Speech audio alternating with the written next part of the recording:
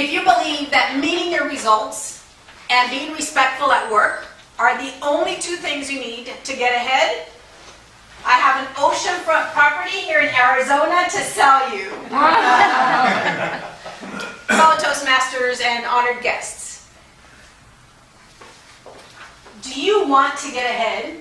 And what I mean by getting ahead is getting that promotion, getting that raise, being on that project, going to that training that you don't seem to get, or it takes you such a long time to get there. Well, today, I'm going to tell you the secret. But I'm only telling Dorothy and Sophia and Shay. Oh, not really. I'm telling everybody. The secret is that you do need mentors and coaches to get ahead for your career growth. I'll tell you the secret, the real secret, a little later today in our speech. Let's start with high-level descriptions of the roles we're going to talk about today. The first is a coach. Said in Spanish, as Gina challenged us, entrenador. Coach talks to you. The mentor talks with you. And in Spanish, mentor is mentor. And the sponsor talks about you. In Spanish, one of the words is padrino. We'll talk about those Spanish words again. So let's get started with coach.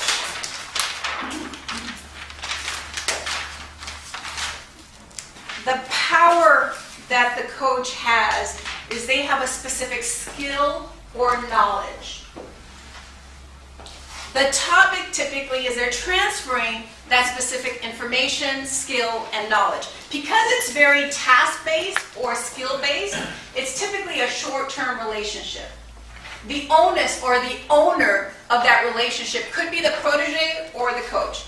The protege could call and say, I'm stuck. I don't know how to do this part. Can you help me?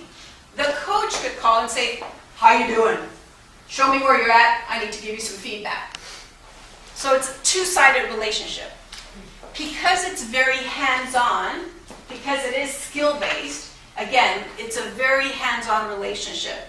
I do want to share with you that almost every employee has a coach, because every boss should be a coach. Whether it's on the soft skills or the hard skills, nearly everyone has a coach. A coach doesn't necessarily make the best mentor. And let's talk about the mentor.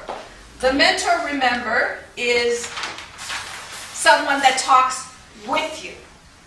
And the power that a mentor has is that they have the wisdom, the authority, the experience that you don't have. They're transferring that to you. They typically give you advice or support around career or personal growth.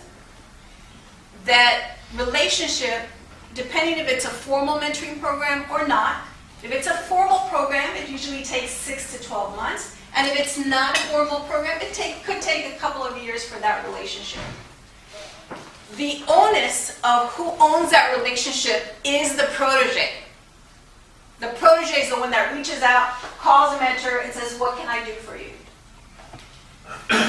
And remember that a mentor doesn't need to necessarily be in your function. It could be outside of your function. And know that there is a spectrum of mentor relationships. On one end, we have those mentors that you just bounce ideas and get feedback on. At the other end, you have those true mentors that you can share the good, the bad, and the ugly. That's why it's not a very good idea to have your boss be your true mentor. Because you may not want to share the ugly or the bad with your boss. And you might not want to share your insecurities with your boss because they might begin to lose confidence in what you're doing. Sadly, LinkedIn just did a survey that showed that 83% of women said that mentors are important for career growth, but only 20% have them. Perhaps that explains why there's such few women in the management ranks. McKinsey, the consulting firm, showed that 53% of women are in the entry-level management positions. And that number lowers to 37% 25% in middle management and only 24% in the VP levels. And we all know that only 5% of the Fortune 500 CEOs are women. We need to break that moray.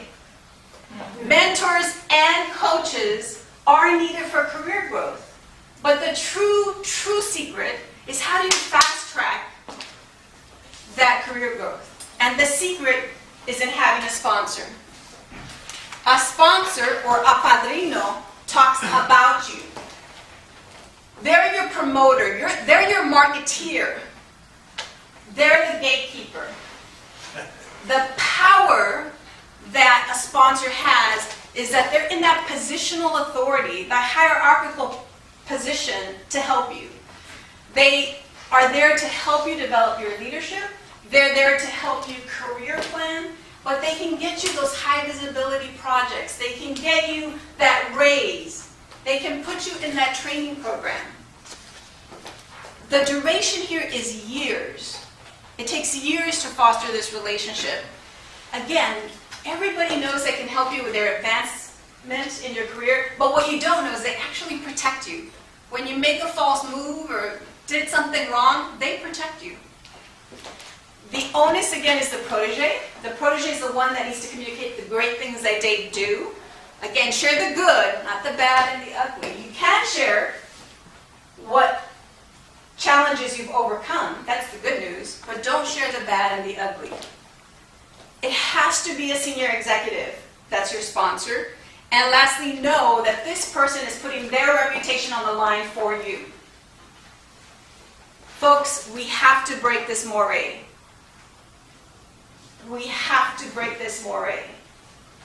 My challenge and call to action to you is threefold. The one is if you're in a work setting and don't have a sponsor, please identify one. I should tell you that a sponsor is not someone you admire. Oh, they're a great public speaker. They have great EQ. The sponsor should be someone who has the power to take action for you. So if you're in a setting and you don't have a work setting and you don't have a sponsor, identify one. Second, please share this message with everyone. Toastmaster.